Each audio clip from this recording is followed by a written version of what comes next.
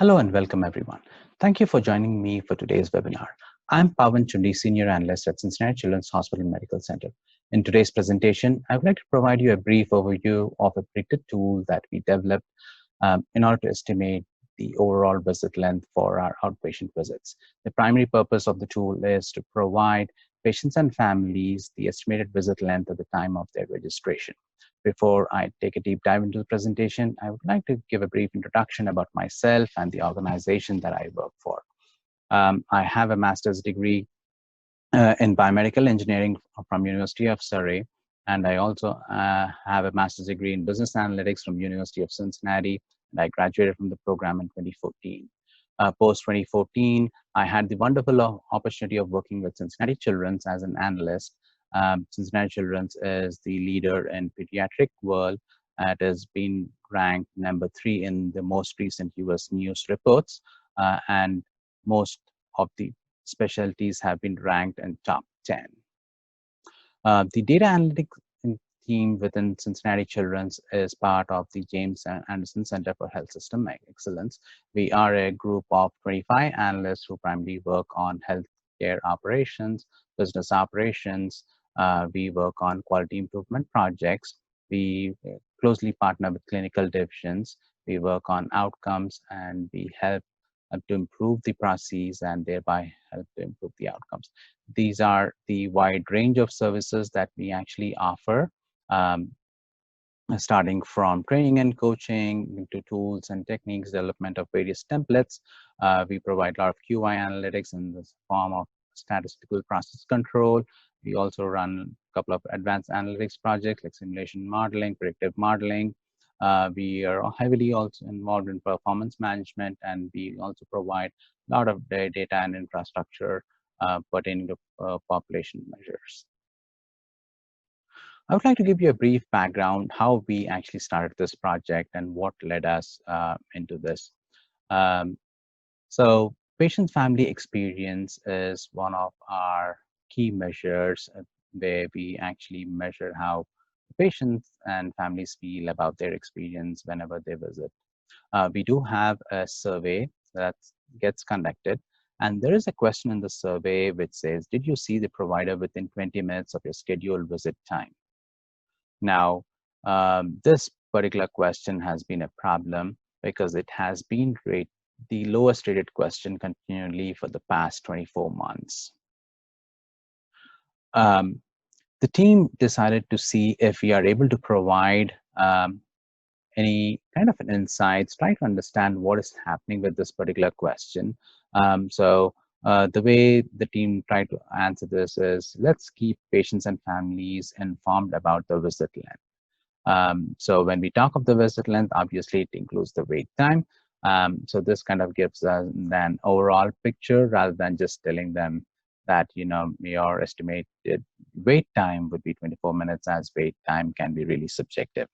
So the goal of the prediction tool is to predict the time it takes for a visit to complete. So the communication that we would like to give patients and families, the time of registration is today, estimate your visit length today will take between X and X minutes, say, for example, between 50 and 55 minutes, and so on and so forth. Again, the overall goal here that we are trying to achieve is improve patients and family experience. How are we getting this? Obviously through analytics, and any analytic project involves a lot of data management.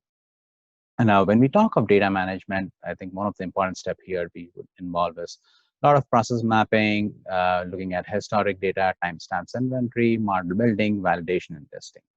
Let's start with process flow. Obviously, we are talking of outpatient visits. So the following are kind of the major steps in an outpatient visit. So we have a patient or a family who come in for check-in. They meet a registration desk, they check in at the registration desk or through a kiosk, and then they wait in the waiting area, and then they get called in to be seen by the provider. And based on the type of the visit, sometimes the patient can be sent off for an imaging or a lab, and then after that is done, they tend to get back to the clinic again and seen by the provider. And at that point, they tend to complete their visit. Now, in our project here, what we are trying to do is we are trying to estimate the whole process here. So starting from registration the time they are in the waiting room to the time with the provider and the time they actually come out of the clinic. So starting from the registration process until the visit ends, that is the time we would like to the prediction model to estimate and provide this particular estimate for the patients and families at the time of registration.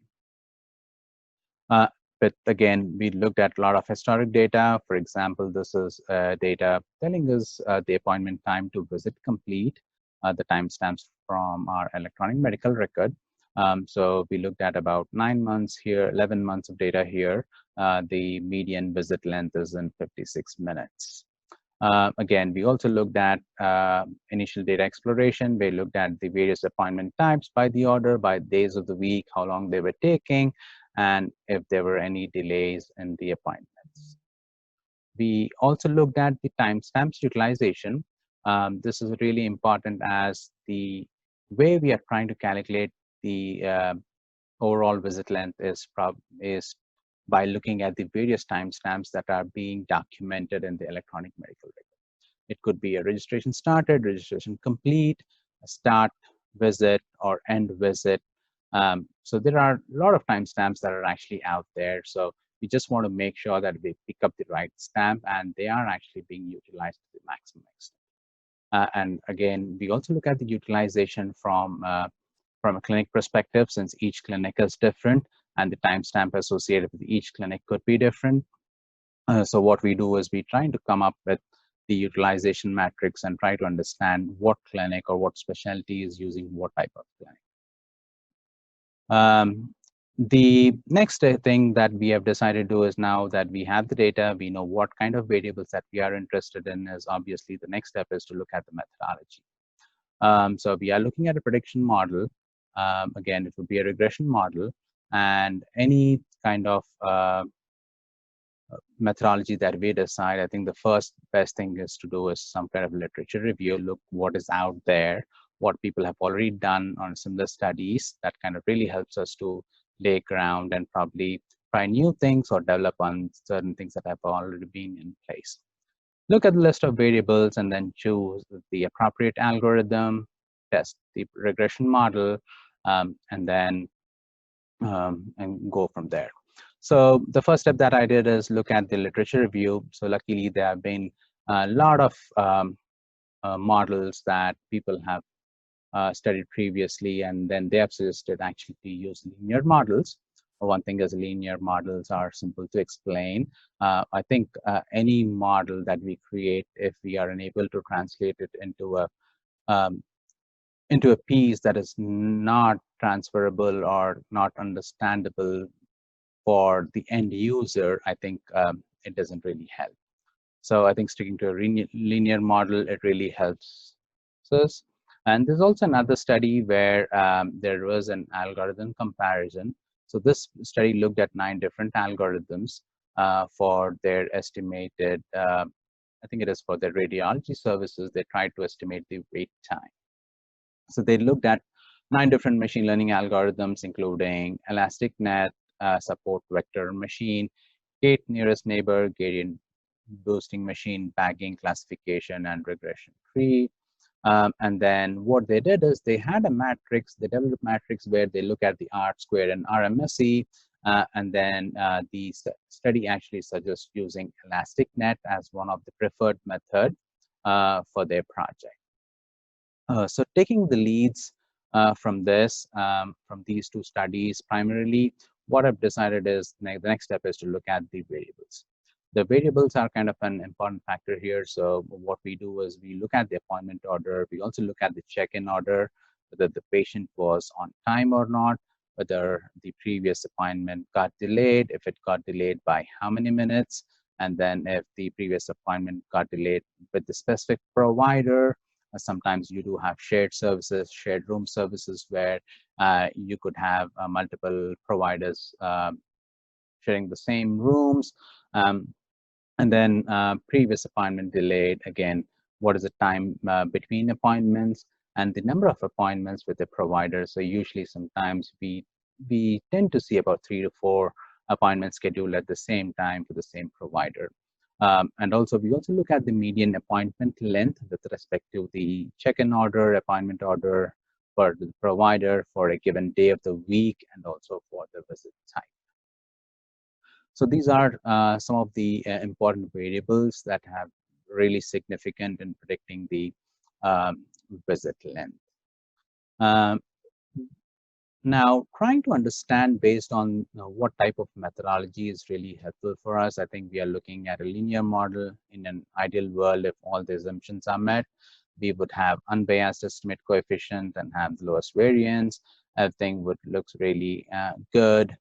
But in real world, what happens is, as we tend to use the different kind of variables, and also as we try to include or more and more variables, certain assumptions break down. With this, what happens is there's a chance of overfitting the training data set, and then this results in increased out of sample error.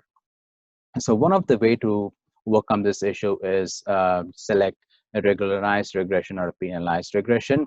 What it does essentially is it constrains or regularizes the estimated coefficients, thereby reducing the variance and decreasing out of sample error. The regularized regression, primarily, I would say there are three different types: ridge, lasso, and elastic net. All three tend to do the same kind of, in principle, they have the same kind of an effect. It's ridge. Essentially, what they do is they shrink the parameters, and mostly to prevent multicollinearity. It uses L2 regularization technique, whereas lasso uses L1 regularization technique. And then the advantage of using lasso or elastic net is it also has an automatic feature selection. Like it actually reduces the number of variables if they are not significant in the model. Sticking to this, what I've decided is to use a lasso algorithm here. So it is the least absolute shrinkage selector operator. We primarily use SAS at children. So we have SAS, data was partitioned as 70% of train and 30% of test, with a feature selection of obviously maximizing the adjusted R squared. We had to develop a lot of models because each specialty is different. The flow is different. We also had to sometimes combine or split the models into an AM clinic versus PM clinic. So we did develop a lot of models, and then the root mean square error that we saw was ranging between 16 to 25, R squared between 0.6 to 0.75, and adjusted R squared in a similar range.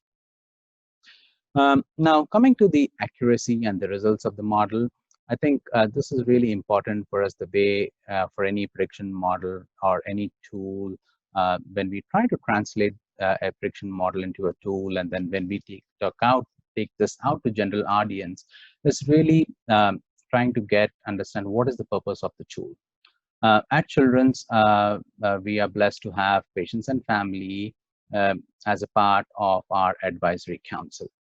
So we do have a group of patients and families who actually sit on our meetings, and then we had the opportunity to showcase this work with them.